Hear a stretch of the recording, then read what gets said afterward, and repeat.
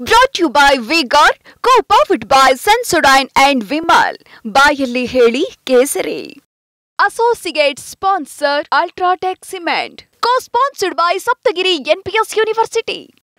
ಇನ್ನೊಂದು ಕಡೆಗೆ ಬಿಜೆಪಿ ಕೂಡ ಈಗ ದಲಿತಾಸ್ತ್ರವನ್ನ ಪ್ರಯೋಗ ಮಾಡ್ತಾ ಇದೆ. ಈ ಬಾರಿಯ ಲೋಕಸಭಾ ಚುನಾವಣೆಯಲ್ಲಿ ದಲಿತ ಸಮುದಾಯ ಬಿಜೆಪಿಯ ಕೈ ಹಿಡಿದಿಲ್ಲ ಅನ್ನುವಂಥದ್ದು ಕೂಡ ಒಂದು ವಾದ ಇದೆ. ಈ ಒಂದು ಕಾರಣಕ್ಕೋಸ್ಕರ ಬಿಜೆಪಿಗೆ ಹಿನ್ನಡೆ ಆಯಿತು ಅನ್ನುವಂಥ ಮಾತಿದೆ. ಇದು ಹಾಗೇನೆ ಲೋಕಸಭಾ ಚುನಾವಣೆ ಪ್ರಚಾರದ ವೇಳೆ ಕಾಂಗ್ರೆಸ್ ಕೂಡ ಸಂವಿಧಾನವನ್ನು ಮುಂದಿಟ್ಕೊಂಡು ದೊಡ್ಡ ಮಟ್ಟಿಗೆ ಪ್ರಚಾರ ಮಾಡ್ತು. ಬಿಜೆಪಿ ಸಂವಿಧಾನದ ವಿರೋಧಿಗಳು, ಸಂವಿಧಾನವನ್ನು ಬದಲಾಯಿಸಿಬಿಡ್ತಾರೆ ಅನ್ನುವಂಥ ನೇರವಾದಂಥ ಆರೋಪವನ್ನು ಮಾಡ್ತು. ಈಗ ಅದಕ್ಕೆ ಪ್ರತಿಯಾಗಿ ಬಿಜೆಪಿ ಕೂಡ ಪ್ಲಾನ್ ಮಾಡ್ತಾ ಇದೆ. ಕೇವಲ ಒಂದು ವರ್ಷ ಅಲ್ಲ, ಮುಂದಿನ 5 ವರ್ಷದವರೆಗೂ ಕೂಡ ಸಂವಿಧಾನವೇ ಸರ್ವಸ್ವ ಅನ್ನುವಂಥ ಮಾತನ್ನು ಮುಂದಿಟ್ಟು ಈಗ ಕಾಂಗ್ರೆಸ್ ವಿರುದ್ಧ ಅಭಿಯಾನವನ್ನ ಮಾಡ್ತಾ ಇದೆ. ಹಾಗೇನೆ ಇದರ ಜೊತೆಗೆ ಈಗಾಗಲೇ ಎಮರ್ಜೆನ್ಸಿ ಅಂದ್ರೆ ತುರ್ತು ಪರಿಸ್ಥಿತಿಯನ್ನ ಹೇರಿ ಇಂದಿಗೆ 49 ವರ್ಷಗಳು ಆಗ್ತಾ ಇವೆ. ಇದನ್ನೇ ಬಳಸಿಕೊಂಡು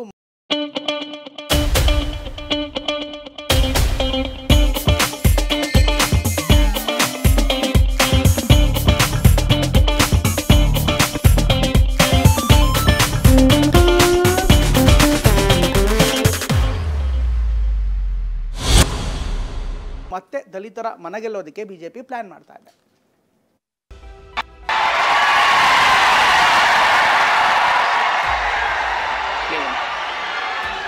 लड़ाई इस कॉन्स्टिट्यूशन की है, संविधान की लड़ाई है. बीजेपी आरएसएस इस पर आक्रमण कर रहे हैं. अंबेडकर जी का संविधान कोई भी शक्ति इसको फाड़ कर फेंक नहीं सकती है. ಸಂವಿಧಾನ, ದಲಿತ ಮತ, ಮೀಸಲಾತಿ ವಿಚಾರ ಈ 3 ಅಂಶಗಳು ಈ ಬಾರಿಯ ಲೋಕಸಭೆ ಚುನಾವಣೆಯಲ್ಲಿ ಬಿಜೆಪಿ ಹಿನ್ನಡೆಗೆ ಪ್ರಮುಖ ಕಾರಣವಾದವುಗಳಾಗಿದೆ.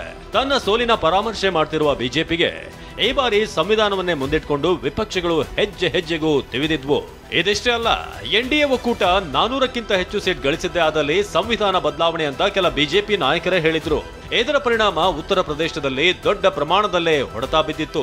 ಹಲವು ರಾಜ್ಯಗಳಲ್ಲಿ ದಲಿತ ಮತಗಳು ಕೈತಪ್ಪಿದ್ವು.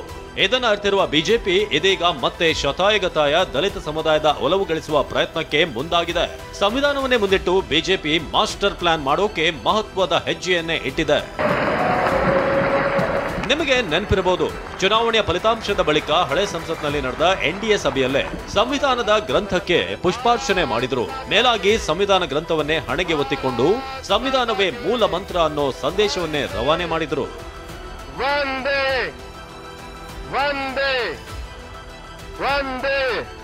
ಇದೀಗ ಬಿಜೆಪಿ ಇಷ್ಟಕ್ಕೆ ಸುಮ್ಮನಾಗಿಲ್ಲ. ಸಂವಿಧಾನವನ್ನೇ ಮುಂದಿಟ್ಕೊಂಡು ತುರ್ತು ಪರಿಸ್ಥಿತಿಯ ದಿನದ ಕಾರ್ಯಕ್ರಮವನ್ನ ನಡೆಸೋಕೆ ಬಿಜೆಪಿ ಮಾಸ್ಟರ್ ಪ್ಲಾನ್ ಮಾಡಿದೆ.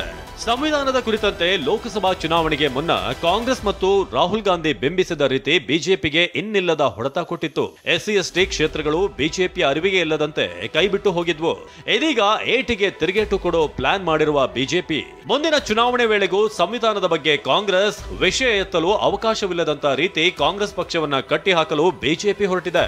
ತುರ್ತು ಪರಿಸ್ಥಿತಿಯ ಆಚರಣೆಯ ದಿನವಾದ ಜೂನ್ 25ರಂದು ರಾಜ್ಯದಲ್ಲಿ ನಾನಾ ಕಾರ್ಯಕ್ರಮಗಳನ್ನ ಆಯೋಜಿಸಲು ಪ್ಲಾನ್ ಮಾಡಿದೆ. ತುರ್ತು ಪರಿಸ್ಥಿತಿ ಆಚರಣೆ ದಿನವಾದ ಜೂನ್ 25ರಂದು ಬಿಜೆಪಿ ಹೇಗೆಲ್ಲ ಪ್ಲಾನ್ ಮಾಡಿಕೊಂಡಿದೆ ಅನ್ನೋದನ್ನ ನೋಡೋದಾದ್ರೆ, ಹೆಜ್ಜೆ ಹೆಜ್ಜೆಗೂ ಸಂವಿಧಾನ ಮಂತ್ರ ಅನ್ನೋ ರೀತಿಯಲ್ಲಿ ಸಂದೇಶ ರವಾನೆ ಮಾಡಲಾಗುತ್ತೆ.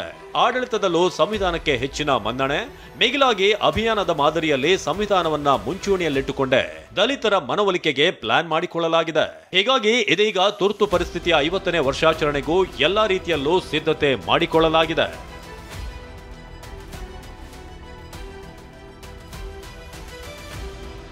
ಲೋಕಸಭೆ ಚುನಾವಣೆಯಲ್ಲಂತೂ ಕಾಂಗ್ರೆಸ್ ನಾಯಕರು ಮಾತೆತ್ತಿದ್ರೆ ಸಂವಿಧಾನ ಅಂತಿದ್ರು. ಕಾಂಗ್ರೆಸ್ ನಾಯಕ ರಾಹುಲ್ ಗಾಂಧಿ ಅಂತೂ ಪಾಕೆಟ್ ಸಂವಿಧಾನವನ್ನ ಕೈಯಲ್ಲಿ ಹಿಡಿದುಕೊಂಡು ಓಡಾಡ್ತಿದ್ರು. ಇದೇ ಅಸ್ತ್ರವನ್ನೇ ಬಿಜೆಪಿ ವಿರುದ್ಧ ಹೂಡಿದ್ರು. ಇದರಿಂದಾಗಿ ಕಾಂಗ್ರೆಸ್ಗೆ ಲಾಭ ತಂದುಕೊಟ್ಟಿದ್ರೆ ಬಿಜೆಪಿಗೆ ಎಲ್ಲೋ ಒಂದು ಕಡೆಯಲ್ಲಿ ಹಿನ್ನಡೆಯೂ ಆಗಿದೆ.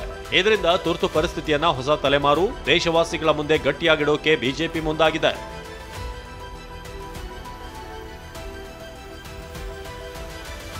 ಈ ಹಿನ್ನೆಲೆಯಲ್ಲಿ ರಾಜ್ಯಾದ್ಯಂತ ದೊಡ್ಡ ಸಮಾವೇಶ, ಸಂವಾದ ಕಾರ್ಯಕ್ರಮ ಮಾಡೋಕೆ ತೀರ್ಮಾನ ಮಾಡಲಾಗಿದೆ. ಕಾರ್ಯಕ್ರಮದಲ್ಲಿ ಸಂವಿಧಾನಕ್ಕೆ ಕಾಂಗ್ರೆಸ್ ನಾಯಕರು ಯಾವ ರೀತಿಯಾಗಿ ಅಪಪ್ರಚಾರ ಮಾಡಿದ್ದಾರೆ ಅಂತ ಗಟ್ಟಿಯಾಗಿ ಪ್ರಚಾರ ಮಾಡೋಕೆ ತೀರ್ಮಾನ ಮಾಡಿದ್ದಾರೆ. ಜೂನ್ 25ರಂದು ರಾಜ್ಯದಲ್ಲಿ ವಿಚಾರ ಸಂಕಿರಣಗಳು, ಸಂವಾದಗಳು, ಭಾಷಣಗಳು, ಸಾರ್ವಜನಿಕ ಕಾರ್ಯಕ್ರಮಗಳ ಆಯೋಜನೆ ಮಾಡಲಾಗ್ತಿದ್ದು, ತುರ್ತು ಪರಿಸ್ಥಿತಿಯ ಸಮಯದಲ್ಲಿ ಸಂವಿಧಾನಕ್ಕೆ ಕಾಂಗ್ರೆಸ್ ಯಾವ ರೀತಿ ಅಪಚಾರ ಎಸಗಿತ್ತು ಅನ್ನೋದನ್ನ ಬಿಂಬಿಸಲು ತುರ್ತು ಪರಿಸ್ಥಿತಿಯ ದಿನದ ಮೂಲಕ ಸಿದ್ಧತೆ ಮಾಡಿಕೊಳ್ಳಲಾಗ್ತಿದೆ. ತುರ್ತು ಪರಿಸ್ಥಿತಿಯ 50ನೇ ವರ್ಷಾಚರಣೆಯಲ್ಲಿ ಯಾವೆಲ್ಲ ವಿಷಯಗಳು ಮುನ್ನೆಲೆಗೆ ಬರುತ್ತೆ ಅಂದ್ರೆ, ತುರ್ತು ಪರಿಸ್ಥಿತಿಯಲ್ಲಿ ಆದ ಸಂವಿಧಾನ ತಿದ್ದುಪಡಿ, ದಲಿತರಿಗೆ ವಂಚನೆ, ಅಧಿಕಾರಿಗಳಿಗೆ ವಂಚನೆಯನ್ನ ಮುಂದಿಟ್ಕೊಂಡು ಅಭಿಯಾನ ನಡೆಸೋಕೆ ಪ್ಲಾನ್ ಮಾಡಲಾಗಿದೆ. ಇದಿಷ್ಟೇ ಅಲ್ಲ, ಮಾಧ್ಯಮ ನಿಯಂತ್ರಣ ತಿದ್ದುಪಡಿ, ಸಂಸತ್ತಿನ ಅವಧಿಯನ್ನ ವಿಸ್ತರಿಸಿದ್ದು, ಹೀಗೆ ಎಲ್ಲಾ ವಿಚಾರವನ್ನು ಮುಂದಿಡೋಕೆ ಪ್ಲಾನ್ ಮಾಡಲಾಗಿದೆ. ಮೇಲಾಗಿ ದಲಿತ ನಾಯಕರ ಮೂಲಕವೇ ವಿಚಾರವನ್ನ ಜನರ ಮುಂದಿಡೋಕೆ ಬಿಜೆಪಿ ಪ್ಲಾನ್ ಮಾಡಿದೆ. ಈ ಕುರಿತಂತೆ ನಿನ್ನೆ ಬೆಂಗಳೂರಿನ ಬಿಜೆಪಿ ರಾಜ್ಯ ಕಚೇರಿಯಲ್ಲಿ ಪ್ರಮುಖರ ಸಭೆ ಕೂಡ ನಡೆದಿದೆ. ಸಂಘ ಪರಿವಾರದ ಹಿನ್ನೆಲೆಯ ಮುಖಂಡರು ಮತ್ತು ಬಿಜೆಪಿ ಶಾಸಕರು ಕೂಡ ಈ ಸಭೆಯಲ್ಲಿ ಭಾಗವಹಿಸಿದ್ರು. ಮುಂದಿನ ವರ್ಷ ತುರ್ತು ಪರಿಸ್ಥಿತಿಯ 50ನೇ ವರ್ಷಾಚರಣೆಯ ಹಿನ್ನೆಲೆಯಲ್ಲಿ ವರ್ಷಪೂರ್ತಿ ಕಾರ್ಯಕ್ರಮಗಳನ್ನ ಹಮ್ಮಿಕೊಳ್ಳುವ ಬಗ್ಗೆ ನಿನ್ನೆಯ ಸಭೆಯಲ್ಲಿ ಚರ್ಚೆ ಮಾಡಲಾಗಿದೆ. ಸಂವಿಧಾನ ವಿಚಾರದಲ್ಲಿ ಲೋಕಸಭಾ ಚುನಾವಣೆಯಲ್ಲಿ ಆಗಿರುವಂತಹ ಹಿನ್ನಡೆಯನ್ನ ಭರ್ತಿ ಮಾಡಿಕೊಳ್ಳೋದಕ್ಕೆ ತುರ್ತು ಪರಿಸ್ಥಿತಿಯ ದಿನದ ಕಾರ್ಯಕ್ರಮಗಳ ಮೂಲಕ ಸಿದ್ಧತೆ ಮಾಡಿಕೊಂಡಿರುವ ಬಿಜೆಪಿ ಸಂವಿಧಾನದ ವಿಚಾರದಲ್ಲಿ ಆಗಿರುವ ನಷ್ಟವನ್ನ ಅದರಿಂದಲೇ ಗಳಿಸಿಕೊಳ್ಳಲು ಮುಂದಾಗಿದೆ. ಮೀಸಲು ಲೋಕಸಭಾ ಕ್ಷೇತ್ರಗಳು ಕೈಜಾರಿ ಹೋಗಲು ರಾಹುಲ್ ಗಾಂಧಿ ಪಾಕೆಟ್ನಲ್ಲಿ ಸಂವಿಧಾನ ಪುಸ್ತಕವನ್ನು ಇಟ್ಟುಕೊಂಡು ಓಡಾಡಿದ್ದೇ ಕಾರಣವಾಯಿತು ಅನ್ನೋದು ಬಿಜೆಪಿ ಮತ್ತು ಸಂಘ ಪರಿವಾರ ಕಂಡುಕೊಂಡಿರುವಂತಹ ಅಂಶ.